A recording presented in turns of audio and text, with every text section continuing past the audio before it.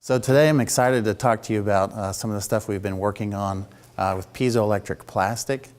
And piezo in the Greek means to squeeze, and piezoelectric plastic is basically plastic that you can squeeze on and get a voltage out of.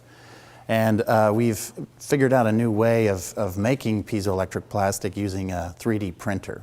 And today we're going to talk about some of these devices that we have printed, and these are little pieces of piezoelectric plastic, and it turns out that we can modify their crystalline morphology and their orientation during the printing process, so that when you're done printing them, you can push on them and get a voltage out of it. Why would we be working on these piezoelectric plastics and 3D printing? Well, we think that if we can enable designers to design free-form surfaces using piezoelectric polymers, that'll really open up the design space. And since we can align the dipole inside of the material using a very strong electric field, we think that we can actually help designers design new methods versus strictly orthogonal, oriented thin film sensors. What are the applications? Well, there's thousands of applications for piezoelectric sensors. It's a $5 billion market. If you do a patent search, you'll find patents from ultrasonic transducers to pyroelectric thermal cameras, all using the piezoelectric effect. Because if it's a piezoelectric material, it's ferroelectric, and ferroelectric is also pyroelectric. All that means is that if it's sensitive to being squeezed and you can get a voltage, that means if the temperature changes and causes it to shrink or grow, you should also be able to get a sensitive signal.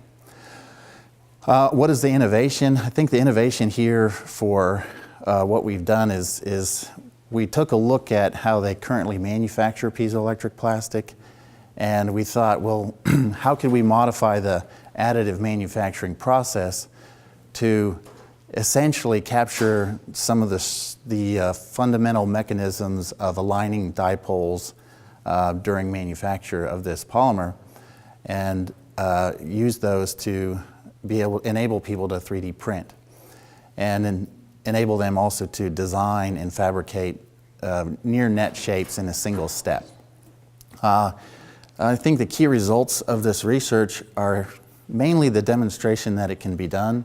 Our sensors are about 30 times less sensitive than the existing thin film sensors, but our current research suggests that we should be able to increase our sensitivity significantly, at the same time enabling people to design near net shapes.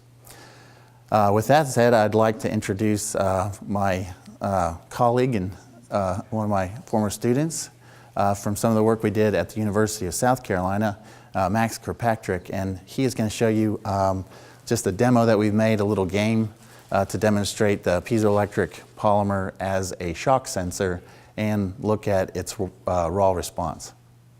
Okay, so I'm going to show a brief demonstration of the piezoelectric 3D printed material that Dr. Tarbutton has already explained to you guys. So we have a couple samples of piezoelectric material.